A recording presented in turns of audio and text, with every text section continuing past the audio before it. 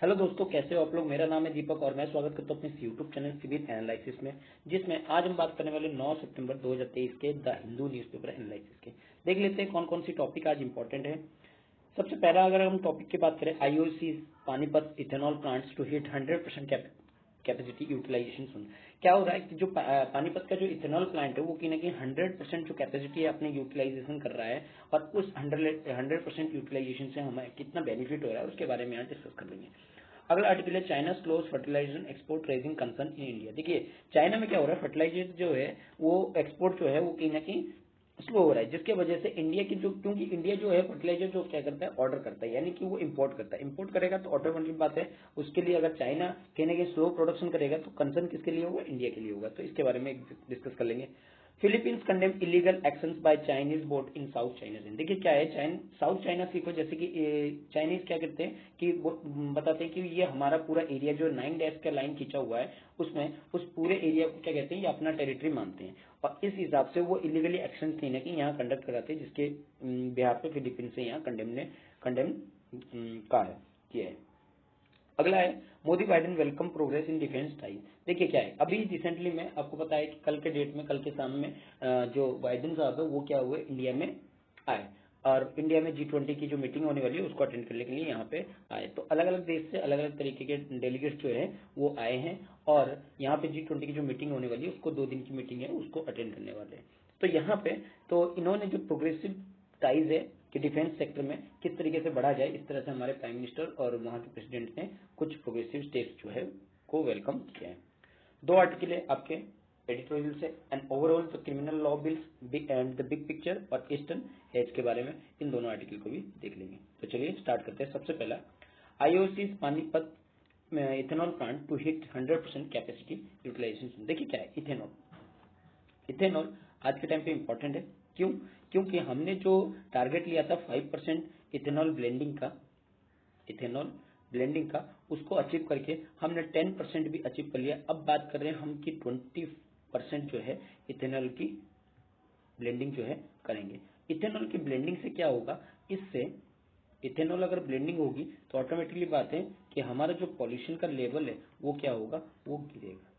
ठीक है, हमारी जो इम्पोर्ट ड्यूटी है, इंपोर्ट है पेट्रोल पे या पेट्रोलियम प्रोडक्ट पे, वो क्या होगा, डिक्रीज होगा। और साथ ही साथ लोगों की जो पॉकेट का आउट ऑफ पॉकेट खर्चा है वो भी क्या होगा, रिड्यूस होगा, और उन चीजों को हम लोग नई जो न्यू टेक्नोलॉजी है उसमें डाइवर्ट कर सकते हैं। ठीक है, ये सारी हमारी बेनिफिट है। अब इथेनॉल जो प्रोड्यूस होता है किससे होता है, आपके जो शुगर कैन, जिसमें जो आपके महाराष्ट्र है सबसे लीडिंग पोजीशन पर, उसके बाद उत्तर प्रदेश। ठीक है, इन दोनों में आपस में कंपटीशन तो चलता ही रहता है। अगर हम बात करें शुगर को, तो ब्राजील के बाद इंडिया जो है दूसरे नंबर पे शुगर प्रोडक्शन में। तो इंडिया क्या चाहता है कि अपनी जितनी भी ज्यादा ज्यादा से ज्यादा हो इस टाइम पे एक्सपोर्ट ना करके वो ज्यादातर क्या करता है, इथेनॉल के प्लांट्स में भेज देता है, जिससे कि वहां की जो हमारी जो डोमेस्टिक रिक्वायरमेंट है पेट्रोलियम प्रोडक्ट की, उसमें क्या उसके रिड्यूस हो सके।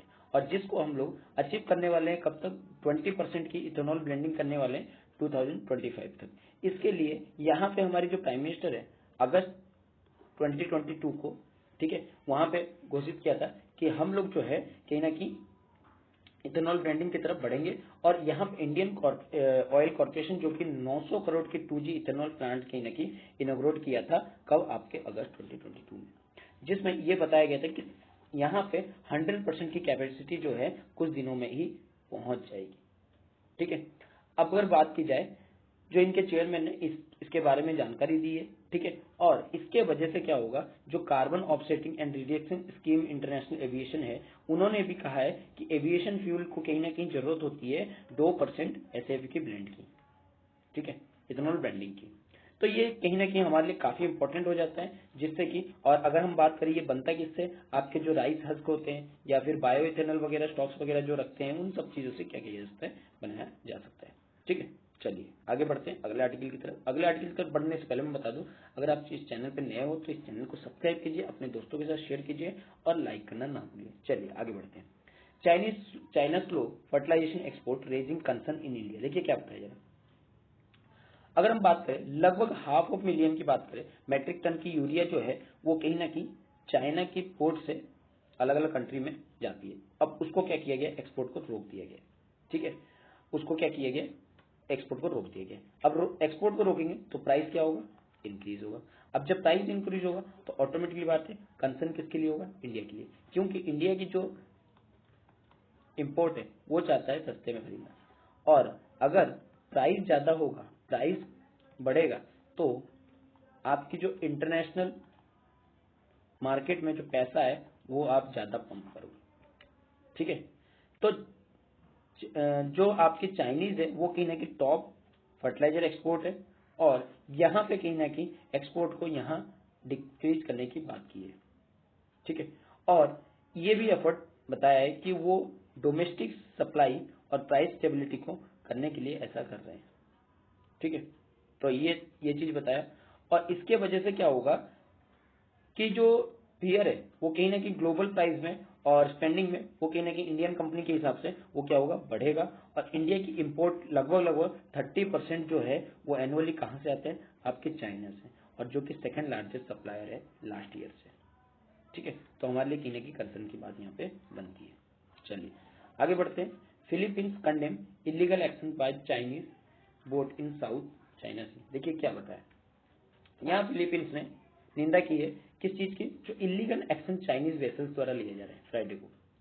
उसमें क्या लगाया गया कि जो बोट्स वगैरह है वो कहीं ना कहीं इंटरफियर कर रहे हैं दूसरे जो आपकी रीसप्लाई मिशन में, जो कि रिमोट मिलिट्री पोस्ट आउटपोस्ट है, मिलिट्री आउटपोस्ट है उस एरिया में, यानी कि जो डिस्प्यूटेड रीजन है साउथ चाइना सी में, उस एरिया में कहीं ना कहीं मिलिट्री जो है वो इंटरफियर कर रही है। 2 फिलीपींस कोस्ट गार्ड ने वेसल्स को escort किया और supply boats to Second Thomas Shoal Spratly Island where they encounter 4 Chinese coastal guard and 4 militia boat।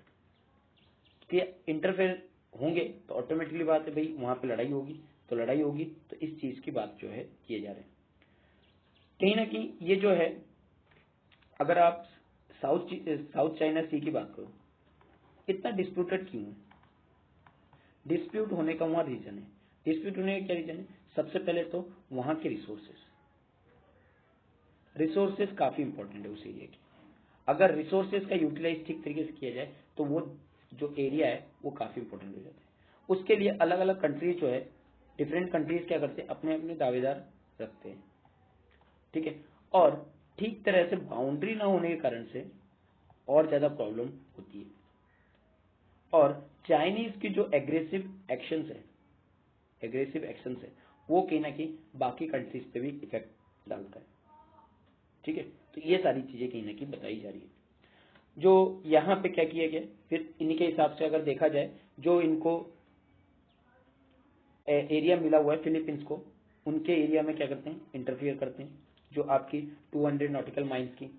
ठीक है, तो उनमें इंटरफियर होता है। लेकिन चाइना यहाँ क्लेम क्या करता है, नहीं ये पूरा एरिया किसका है, ये हमारे जोन में है। चाइना क्लेम करता है कि ऑलमोस्ट इंटायर वाटरवेज जो है वो उसके अंडर में है, जिसमें ट्रिलियन ऑफ डॉलर की ट्रेड जो है वो एनुअली उसमें पास होते हैं, और वो किसी भी इंटरनेशनल लॉ को, रूलिंग को नहीं मानता है लीगल बेसिस से। जो चाइना की कोस्ट गार्ड है वो कहीं ना कहीं एक्यूज करते हैं कि फिलीपींस बोट जो है कहीं ना कहीं एंटरिंग कर रही है वाटर अराउंडिंग द रीफ, उनके चारों तरफ, उस जो आइलैंड के चारों तरफ क्या कर रही है, छोटे छोटे आइलैंड के चारों तरफ क्या कर रही है, एंटर करती रहती है। तो ये इल्जाम जो है एक दूसरे पे लगता रहता है, और देखते हैं आगे किस तरीके से सॉल्यूशन जो है इसमें आने वाला है। Modi Biden welcome progressive in defence tie. देखिए क्या हुआ है, रिसेंटली में G20 की मीटिंग हुई है, मीटिंग होने वाली है आज की डेट से। तो 8, 9, 10 काफी इंपॉर्टेंट हो जाता है, क्योंकि 8 को बहुत सारे डेलीगेट्स अलग अलग रीजन से आए हैं, और वो G20 के प्रोग्रेसिव वैल्यूज के बारे में बात करेंगे, प्रोडक्टिव थिंग्स के बारे में बात करेंगे। तो यहाँ पे जो हमारे प्राइम मिनिस्टर है और बाइडेन जी है, उनके बीच में प्रोग्रेसिव डिफेंस टाइज को कहीं ना कहीं वेलकम किया है, स्वागत किया है, जिसमें आपकी डील होने वाली है जेट इंजन की, आर्म ड्रोन्स की, और WTA की जो डिस्प्यूट सेटलमेंट है उन चीजों को। अभी कुछ दिन पहले मैंने परसों की न्यूज में कवर किया था कि किस तरीके से इंडिया ने जो है एक्सपोर्ट बिल जो है वो क्या कर दिया है, इम्पोर्ट बिल किस पे, आपके नट्स वगैरह पे और पल्सेस वगैरह पे, इन पे थोड़ा सा लेंटाइज पे थोड़ा कम किया है। ठीक है, तो ये चीज़ें किस लिए, ये चीज़ें इसलिए ताकि हम यूएस के साथ एक अच्छा रिलेशन बना सकें। यूएस के साथ रिलेशन बनाना क्यों जरूरी है, क्योंकि यूएस के साथ रिलेशन इसलिए जरूरी है क्योंकि हमारे जो पड़ोसी मुल्क है वो काफ़ी अच्छे हैं, इधर पाकिस्तान और इधर आपका चाइना, और दोनों ही कंट्री हमारे लिए खतरनाक है, और सबसे वल्नरेबल एरिया हमारा नॉर्थ रीजन ही है इस टाइम पे, क्योंकि वो हमारा जिसे देश का स्वर्ग कहा जाता है, अगर वो किसी के हाथ में चला गया तो दिक्कत की बात है। ठीक है, तो यहाँ पे इन चीज़ों की बात हुई है। साथ ही साथ जो आपके हमारे प्राइम मिनिस्टर है और यूएस जो बाइडेन है, उन्होंने कहीं ना कहीं फ्राइडे को इस चीज़ को लेके जो फिक्सेशन वगैरह है उनको प्रोसेस करने की बात की है। ठीक है, कॉमर्शियल एग्रीमेंट हुए, जैसे जनरल इलेक्ट्रिक एरोस्पेस में हिंदुस्तान एरोनॉटिक लिमिटेड, ठीक है, जिसमें मैन्युफैक्चर की जाएगी GEF 414 जेट इंजन को। ठीक है, और साथ ही साथ यहाँ पे कुछ नेगोशिएशन भी, आगे की नेगोशिएशन भी होते रहे। जो लीडर्स है उन्होंने कहीं ना कहीं settlement of 7 and last outstanding world trade organisation की जो डिस्प्यूट्स है उन्होंने कहीं ना कहीं दोनों देश ने अपनी सेटलमेंट के हिसाब से लाए। ठीक है, जो मिस्टर बाइडेन है वो दिल्ली हमारे कल शाम को पहुंचे थे G20 की मीटिंग अटेंड करने के लिए। ठीक है, और वो सीधा PMO रेजिडेंस पे गए जहां पे उन्होंने बायलैटरली मीटिंग किया। ठीक है, और जो सबमिट है वो कब होने वाला है, सैटरडे और संडे, यानी कि आज और कल के दिन में सबमिट जो है होने वाला है। जो स्टेटमेंट है जिसमें कि हम बायलैटरल टॉक की बात करते हैं, प्रेसिडेंट बाइडेन ने वेलकम किया जो आपके बात की रिक्वेस्ट, जो कि फॉरेन मिनिस्टर ने जिस तरह की इश्यूज को लेके रिक्वेस्ट किया था उन सब चीज़ों को, और साथ ही साथ 31st जनरल एटॉमिक MQ-9B से रिलेटेड। ठीक है, जिसमें 16 स्काई गार्जियन और 15 सी गार्जियन जो है कंटेन है। ठीक है, तो इन सब चीज़ों के ऊपर भी बात हुई है, और साथ ही साथ इसमें अगर देखा जाए इंटेलिजेंसी, सर्वेलाइंस और रिकॉग्निशन कैपेबिलिटी जो इंडिया की जो है आर्म फोर्स है उसको कहीं ना कहीं इस डोमेन में लाया गया। तो ये प्रोडक्टिव मीटिंग है कहीं ना कहीं, और हमारे आगे के लिए एक इम्पोर्टेंट रोल निभाता है। अगर हम बात करें जो किन किन चीज़ों पे बात हुई है आपके स्पेस कॉर्पोरेशन पे, क्योंकि देखिए दोनों देश की स्पेस कॉर्पोरेशन, जैसे इंडिया इस टाइम पे आपके चांद पे जा रहा है, आदित्य L1 लैग्रेंजियन पॉइंट की सन की खोज कर रहा है, सन के बारे में पता लगा रहा है। ठीक है, तो ये सारी क्या कहती है, अगर स्पेस कॉर्पोरेशन होगा तो दोनों के बीच में टेक्नोलॉजी ट्रांसफर होंगे तो दोनों देशों का प्रोग्रेस एक साथ होगा। हम जो लेके चले वसुधैव कुटुंबकम, वन अर्थ वन फैमिली के कॉन्सेप्ट को, इसका मतलब क्या है, जो हम लोग जिस राह पे बोलते हैं उस राह पे चलने की कोशिश कर रहे हैं, जिससे कि हमारी पूरी जो अलग अलग रीजन है पूरा ग्लोबल में, तो उसको एक में लेके आने की कोशिश कर रहे हैं। और उसके लिए क्या करना पड़ेगा, हमें बायलैटरल कॉर्पोरेशन करना पड़ेगा, इंटरनेशनल लेवल पे इंगेजमेंट करना पड़ेगा। ठीक है, मल्टीलेटरलिज्म की तरफ बढ़ना पड़ेगा। तो इसके लिए तो स्पेस कॉर्पोरेशन जो है काफी इंपॉर्टेंट हो जाता है। तो इंडिया और यूएस ने जैसे एग्जिस्टिंग जो कि civil space joint working group है, या फिर इसरो है और नेशनल एरोनॉटिकल और स्पेस एडमिनिस्ट्रेशन है उस नासा के साथ, तो कहीं ना कहीं डिस्कस किया है कि मॉडलिटी करेंगे, कैपेसिटी बिल्डिंग करेंगे, ट्रेनिंग देंगे और ज्वाइंट एफर्ट करेंगे इंटरनेशनल स्पेस स्टेशन के लिए, जो हम 2024 की बात कर रहे हैं। ठीक है, तो ये सारी चीज़ों को कहीं ना कहीं यहाँ पे इंडिया और यूएसए दोनों लेके चले। और किन चीज़ों पे बात हुई है, और आपके यहाँ पे जैसे कि road transport, highway, civil aviation. ठीक है, जो मिनिस्टर है VK सिंह, उन्होंने कहीं ना कहीं इनको रिसीव किया है, इनको अलग अलग लेवल पे बातचीत हो रही है। ठीक है, अगर बात की जाए यहाँ पे medium team abroad, air force one, US security adviser, Jake सर्वलाइंस, इन सबके साथ क्या हुआ है, कल बातचीत हुई है। ठीक है, इन सब चीज़ों के बारे में बताया जा रहा है। अगर हम बात करें, लीडर ने कहीं ना कहीं G20 को इसको एक ग्लोबल आउटकम के रूप में देखा है कि किस तरीके से हम लोग क्या कर सकते हैं, आगे इन चीज़ों को बढ़ा सकते हैं। साथ ही साथ जो अलग अलग शिप वगैरह, बिल्डिंग वगैरह, शिप रिपेयर एग्रीमेंट वगैरह हो गया यूएस के साथ, नेवी जो कि वारशिप को यानी कि रिपेयर करेगी। ठीक है, इन सब चीज़ों पर भी थोड़े थोड़े बात हुए हैं। ठीक है, बाकी आगे देखते हैं कि किन चीज़ों पे आगे होता है, जैसे कि इनिशिएटिव ऑफ क्रिटिकल और इमर्जिंग टेक्नोलॉजी। ठीक है, इसको सितंबर में कहीं ना कहीं रिव्यू करने की बात की जा रही है। तो ये सारी छोटी मोटी चीज़ें जो है हो ही रही है। अब बात करते हैं overall the criminal law bills and the big picture. क्या बताया जा रहा है? सेंट्रल गवर्नमेंट ने यहाँ 3 बिल क्या किए थे, अगस्त में पार्लियामेंट में लाए थे। पहला है भारतीय न्याय संहिता बिल 2023 का, भारतीय नागरिक सुरक्षा संहिता बिल और भारतीय साक्ष्य बिल 2023। इन्होंने कहीं ना कहीं जो पुराने पेनल कोड है 1860 का, कोड ऑफ क्रिमिनल प्रोसीजर 1973 का और इंडियन एविडेंस एक्ट 1872 का, उनको क्या किया था, रिप्लेस किया था। कुछ अमेंडमेंट जो है बनाए गए और कुछ गैप को जो है फिल किए गए, जिससे जुडिशियल प्रोनाउंसमेंट के द्वारा फिल किए गए। ठीक है, ये जो स्टेटस है कहीं ना कहीं अब टेस्टिंग के टाइम पे है और इसको एग्जामिन किया जाता है और इसके इम्पैक्ट को कहीं ना कहीं लॉ एजेंसी देख रही है। अगर हम भारत नागरिकता सुरक्षा संहिता की बात करें, ये क्या है, इसमें क्या बताया जा रहा है, जो registration of cognizable offence of any police station जो है वो पूरी एक्सप्लिसिटली कर दिया गया है। मतलब कि अगर कोई offence, the area where the offence is committed, जहां पे एरिया कमिटेड हुआ है, ये जरूरी नहीं है कि आपको वहीं पे लिखना है, आप कहीं पे भी इसको प्रैक्टिस कर सकते हो। तो पहले इसको किस नाम से जाना जाता था, FIR एट 0। ठीक है, मतलब आप मान लीजिए किसी का कोई जो है दिल्ली में गुनाह किया, ठीक है, उसकी FIR दिल्ली के एक पुलिस स्टेशन पे होनी थी, लेकिन वो उस स्टेशन पे ना होके किसी दूसरे स्टेशन पे हो सकती है, ऐसा कोई जरूरी नहीं है।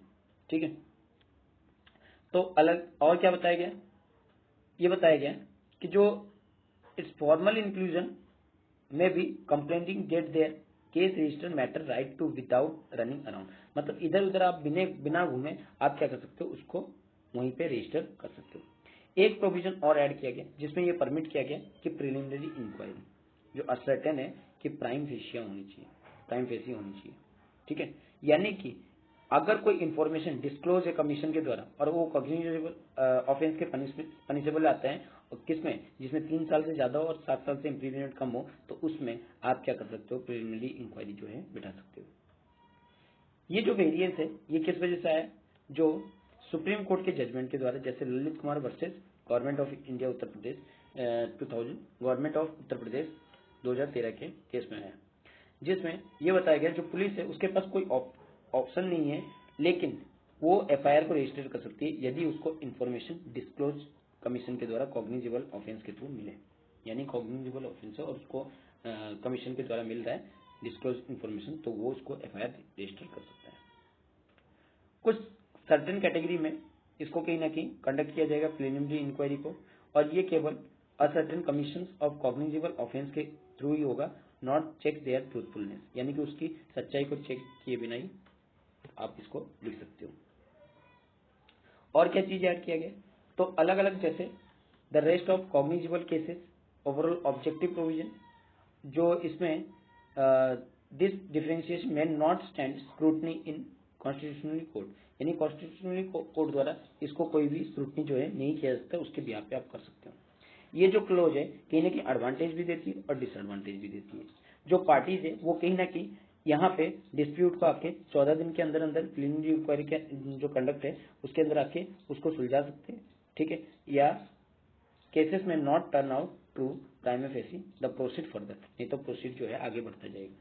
दूसरी तरफ अगर देखा जाए पुलिस कहीं ना कहीं इसका मिस यूज कर सकती है और साथ ही साथ अवॉइड कर सकती है इसके रजिस्ट्रेशन की, यानी कि सही केसेस को रजिस्ट्रेशन करने से वो क्या कर सकती है, मिसयूज कर सकती है। अगर हम प्रोविजन की बात करें, सभी प्रोविजन की जो CRPC के अंडर में आता है अरेस्ट में, तो उसमें कहीं ना कहीं जो आपके भारतीय नागरिकता संहिता बिल है उसमें कहीं ना कहीं रिटेन रखा गया है, जो पहले है वैसे ही रखा गया है, कोई ज्यादा चेंजेस नहीं किया है। और इसमें जो रेशियोज है सुप्रीम कोर्ट के जजमेंट जैसे कि आपके Arnesh Kumar versus state of Bihar को जस्टिफाई एक arrest making it mandatory for police officer to mention reason arrest support with justifiable matter, यानी कि जिस मैटर में अरेस्ट किया गया उसको क्या नाम है उसको बताना जरूरी है। ठीक है, और साथ ही साथ जुडिशियल मजिस्ट्रेट को रिकॉर्ड जो है सेटिस्फैक्ट्री होनी चाहिए और फॉर्मल पार्ट होनी चाहिए किसके, और इसको एक फॉर्मल पार्ट जो है बनाया गया BNSS के। एक नई क्लॉज जो कि ये कहता है कि जो ऑफेंस है वो पनिशेबल कितने साल के लिए, 3 साल से कम है, इम्प्रिजमेंट की अगर सजा जो है 3 साल से कम है, तो एक अरेस्ट जो है वो पीरियड परमिशन हो सकता है किसके, डेप्यूटी सुपरिटेंडेंट पुलिस के, if the accuse person is infirm at the age of over 60, यानी कि अगर वो 21% 60 से एज से ऊपर हो तो, ठीक है। और ये जो प्रोवाइड है, कुछ रिलीफ जो मिली है दो कैटेगरी में पर्सन को, ये कहने की वो कौन यूज कर सकता है, डेप्यूटी सुप्रिंटेंडेंट पुलिस यूज कर सकता है कॉलेज जुडिशरी के केस में। जो न्यू कोड है प्रोवाइड करती है कि न कि जो हथकड़ी वगैरह लगाने की कम से कम दर्जन कैटेगरी जो है पीपल की न कि यहाँ पे सीरियसली ऑफेंस होते हैं, और वन जिसमें कि जैसे कि इसमें बहुत सारे केसेस जो कि टेरिटरी एक्ट होती है, मर्डर होती है, रेप होती है, एसिड ऑफेंस वगैरह होती है, ये सारी चीज़ों में हथकड़ी जो है आप लगा सकते हो, ठीक है। ये श्योर करता है कि ये हेल्प करेगा पुलिस को, ठीक है। और कहीं ना कहीं शॉर्ट स्टाफ दोगे, अगर मान लो कहीं पे स्टाफ वगैरह शॉर्ट है तो वहां पे भी हेल्प करेगा, जिससे कि वो सिक्योर कर सके, ठीक है। तो ये सारी चीजें बता रखा है, और कोई भी इस तरह की जो गाइड्स है उसको चेंज नहीं किया गया है, ठीक है। और ये बताया गया जो पर्सन अरेस्ट है not subject to more restraint that necessary prevent escape, की आसानी से वो भाग ना सके, इस चीज को भी ध्यान रखना है, ठीक है। अगर हम बात करें एट द क्राइम सीन पे अलग अलग चीजें की, जैसे फॉरेंसिक रिपोर्ट वगैरह, एक्सपोर्ट वगैरह को वहां पे मैंडेटरी किया गया है, ठीक है। तो ताकि कलेक्शन फॉरेंसिक एविडेंस को कलेक्ट कर सके जो कि ऑफेंसिव पनिशेबल है, ठीक है, जो कि 7 साल से ऊपर की इंप्रीजमेंट जिसमें मिल सकती है, ठीक है। और साथ ही साथ मैक्सिमम 5 ईयर की लेवरेज मिलेगी तो स्टेट गवर्नमेंट को, जिससे कि वो अपने ऑपरेशन को कर सके। और जब तक गवर्नमेंट जो कमिट ना कर दे अपने से, तो सफिशिएंट रिसोर्सेज जो डेवलपमेंट है या फॉरेंसिक इंफ्रास्ट्रक्चर है वो कहीं ना कहीं इनको प्रोवाइड की जाएगी, और ये कहीं ना कहीं विजिबल होना चाहिए जल्दी।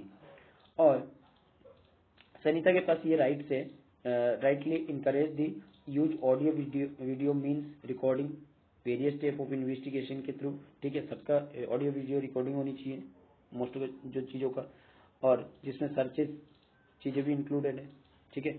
और यूज कर सकते हैं स्मार्टफोन वगैरह, इट्स लिमिटेशन की। सुप्रीम कोर्ट जो है सफाई मोहम्मद और versus state of Himachal Pradesh में ये मिनिस्ट्री ऑफ होम अफेयर्स को ये डायरेक्ट दी है कि वो स्टेट क्या करे, डेवलप करे फैसिलिटी को, जिससे कि वीडियोग्राफी और फोटोग्राफी जो है क्राइम सीन पे लिया जा सके और इन्वेस्टिगेशन जो है पुलिस कर सके। जो पायलट प्रोजेक्ट जो है इसमें प्रोग्रेस में चलाया गया है, और कहीं ना कहीं आगे इंश्योर किया जा रहा है जो न्यू कोड है वो कहीं ना कहीं इसको सही तरीके से इम्प्लीमेंट करेगी। जो बैन कर दिया गया था 2 फिंगर टेस्ट, जब केस होता था रेप के केस में, तब वहां पे टेस्ट जो है टर्म किया जाता था किसके द्वारा, सुप्रीम कोर्ट के, अनसाइंटिफिक है और वायलेशन है, और ये कहीं ना कहीं डिग्निटी और प्राइवेसी के खिलाफ है जो कि आपके रेप विक्टिम के, ठीक है। तो इसको कहीं ना कहीं शट डाउन कर दिया गया था, जिसमें अब अगर बात की जाए जो बैन है उसको कोड में कोई जगह नहीं दी गई है, और union minister of health and family welfare ने से इस तरह के इंस्ट्रक्शन पे इशूज किया है, ठीक है, जिसमें कि मेडिकल एग्जामिनेशन की गाइडलाइंस वगैरह जैसे। और ये कहीं ना कहीं अच्छी अपॉर्चुनिटी है सेंट्रल गवर्नमेंट के लिए कि वो अपनी कंप्लायंस का जो कंप्लायंस जो है, जो भी इंस्ट्रक्शन है उसको कहीं ना कहीं ठीक तरीके से लीगल तरीके से अपने पालन कर रही है। अगर हम बात करें डिस्क्लोज करने के आइडेंटिटी ऑफ विक्टिम्स या सर्वाइवर ऑफ रेप की, तो प्रोविजन जो है ऑथराइजेशन दिया है to disclose identity next to kin in the case of victim minor, किसके पास अपने परिजनों के ऊपर, ठीक है, मतलब उनके साथ डिस्क्लोज कर सकती है। और साथ ही साथ जो अगर मान लीजिए पॉस्को एक्ट के थ्रू किसी को पूरी तरह से डील की जाती है और इस इश्यूज में, तो उसके ऊपर does not have similar provision, उस तरह की कोई प्रोविजन नहीं लागू होगी, ठीक है। निपुण Saxena versus union of India में इस तरह की रिजर्वेशन जो है वो अपने परिजनों को देने की बात जो है की गई है, ठीक है। Duration of policy police custody, देखिए ड्यूरेशन जो है वो कितना रखा गया है, एक्सीडिंग 15 पीरियड को इंक्रीज कर दिया गया 15 डेज को, जिस जो कि प्रोवाइड होती थी किसमें, सीआरपीसी में। और ये कहीं ना कहीं हेल्प करेगा पुलिस को, जिससे कि वो इंटरोगेटिव कर सके पर्सन को और ठीक तरीके से अपने जो एफआईआर है वगैरह है उसकी जांच पड़ताल जो है ठीक तरीके से कर सके, ठीक है। जो दूसरी है आपकी extension adequate ground to permit and extension, adequate ground दिया है जिससे कि वो अपने परमिट को एक्सटेंशन कर सके, ठीक है। दूसरी जो 15 डेज की लिमिट है उसको कहीं ना कहीं ओनली आफ्टर इनिशियल 40 डेज शुरुआत कर सकती है, 40 डेज या 60 days out of total detention में, 60 डेज या 90 days depend on whether offence is punishable with imprisonment of 10 year और मोर। अगर 10 साल से ऊपर की सजा है तो कहीं ना कहीं उसको 60 से 90 डेज के बीच में क्या कर सकती है, आपको पनिशेबल जो है वो क्या नाम है 60 और 90 डेज के बीच में डिटेंशन पे रख सकती है टोटल, ठीक है। तो ये सारी चीज़ें बात की जा रही है और इसमें इतनी इंपॉर्टेंट कुछ नहीं है खास, ठीक है, आप देख सकते हैं। चलिए आगे बढ़ते हैं। ईस्टर्न हेज क्या बताया जा रहा है। अभी जो प्राइम मिनिस्टर हमारे हैं उन्होंने क्या किया है, जो इंडोनेशिया कैपिटल जकार्ता है वहाँ पे कहीं ना कहीं लास्ट वीक जो इस वीक है उसको कहीं ना कहीं अटेंड किए थे और इंडिया की जो इंगेजमेंट है इकोनॉमिकल सिग्निफिकेंस में जो 10 साउथ ईस्ट एशियन नेशन है उनके साथ बढ़ाने की इकोनॉमिकल सिग्निफिकेंस रखने की बात की थी। जो इंडिया अभी होस्टिंग करने वाला है G20 की न्यू दिल्ली में, और कहीं ना कहीं यहाँ पे जो अलग अलग ब्लॉक्स की प्रेसिडेंसी है उनके साथ बातचीत करने वाला है और साथ ही साथ एनुअल एशियंस इंडिया समिट को कहीं ना कहीं अपॉर्चुनिटी जिससे कि जो उनकी ट्रेडिशनल है जो उनके नेबरहुड एशियन इकोनॉमीज है उनके साथ कहीं ना कहीं अच्छी बनाई जा सके, ठीक है। इसको अगर ट्रेड फैसिलिटेशन बॉडी की बात करें यूनिक ट्रेड कहीं ना कहीं ये नोट किया है जून 21 से ग्लोबल ट्रेड अपडेट किया है जिसमें जो ग्लोबल ट्रेड जो है कहीं ना कहीं सेकेंड हाफ में 2023 के जो है पेसिमिस्टिक रहा है एज ए नेगेटिव फैक्टर के रूप में, जिसमें डाउनग्रेड हुआ है इकोनॉमिकल फोरकास्ट में और लगभग इन्फ्लेशन जो है कहीं ना कहीं ज़्यादा रहा है, फाइनेंशियल वल्नरेबिलिटी ज़्यादा रहा है, जियो पॉलिटिकल टेंशन कहीं ना कहीं ज़्यादा रहा है। तो ये सारी चीज़ें कहीं ना कहीं बढ़ती हुई नजर आ रही है। तो इस बैकड्रॉप के साथ ही अगर हम बात करें जॉइंट लीडर स्टेटमेंट कहीं ना कहीं उन्होंने फूड सिक्योरिटी और न्यूट्रिशन को कहीं ना कहीं ठीक तरीके से बनाने की बात की है, स्ट्रेंथ देने की बात की है। और एशियन इंडियन की जो समिट है वो कहीं ना कहीं अपनी वैल्यूज़ को वल्नरेबिलिटी को जो रीजन के परसीव है उसको कहीं ना कहीं अंडरस्कोर करने की बात की है। और साथ ही साथ यहाँ पे जो वॉर चल रहा है उसको थोड़ी सी इससे हटा के बात की है, मतलब ये सब एग्जैगरेट करके बात की है, ठीक है। किन किन चीज़ों को, यूक्रेन की वॉर को, क्लाइमेटिक चेंज और नेशनल पॉलिसी को, जिससे कि इन्फ्लेशनरी प्रेशर जो है कहीं ना कहीं यहाँ पे बढ़ते जा रहे हैं। इंडिया की अगर अब रिसेंट की बात करें तो कहीं ना कहीं इंडिया ने राइस की जो एक्सपोर्ट है उसको ट्रिगर किया, रोक दिया है, ठीक है। जो कहीं ना कहीं प्राइस जो है स्टेपल फूड्स का वो लगभग 15 साल से क्या रहा है, हाई रहा है। और साथ ही साथ एल नीनो का इफेक्ट जो है ट्रॉपिकल रीजन में आया है जिसके वजह से जो वेदर है वो कहीं ना कहीं वेदर इवेंट जो है डिसरप्ट हुआ है। तो ये सारी चीज़ों को भी कहीं ना कहीं यहाँ पे बताया गया है। यहाँ पे और क्या चीज़ की बात की है, और हमारे प्राइम मिनिस्टर ने ज़्यादातर स्ट्रेस दिया है कि हमें कहीं ना कहीं रूल बेस्ड पोस्ट कोविड-19 वर्ल्ड के ऑर्डर की तरफ बढ़ना होगा जिससे कि हम इंडो पैसिफिक जो रीजन है उसको क्या कर सकें, ओपन कर सकें और मेंबर्स को क्या कर सकते हैं, आसियान ब्लॉक्स वगैरह को इंक्रीज कर सकते हैं, जिससे जो चाइनीज रिसेंटली मसल फिक्सिंग दिखा रहे हैं, क्लेम कर रहे हैं साउथ चाइना पे, उसको कहीं ना कहीं टैकल कर सकते हैं, ठीक है।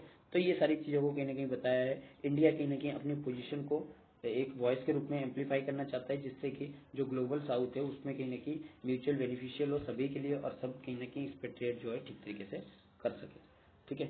वो इंडिया के लिए अगर बात की जाए, इंडिया के लिए ट्रेड फ्री ट्रेड एग्रीमेंट कहीं ना कहीं 10 नेशन ग्रुप के साथ करने की बात की जा रही है और ट्रेड प्राइस जो है ईस्ट इकोनॉमिक में कहीं ना कहीं वॉल्यूम जो है ग्रोथ, इकोनॉमिक जो वॉल्यूम है उसको क्या करेगा, ग्रोथ करने का काम करेगा, ठीक है। चलिए, तो ये सारी चीज़ें कहीं ना कहीं इसके साथ जुड़ी हुई है। आई होप कि आपको आज का आर्टिकल अच्छा लगा होगा। अगर आर्टिकल अच्छा लगा है तो उसको लाइक कीजिए, अपने दोस्तों के साथ शेयर कीजिए और सब्सक्राइब करना ना भूलिए। Thank you.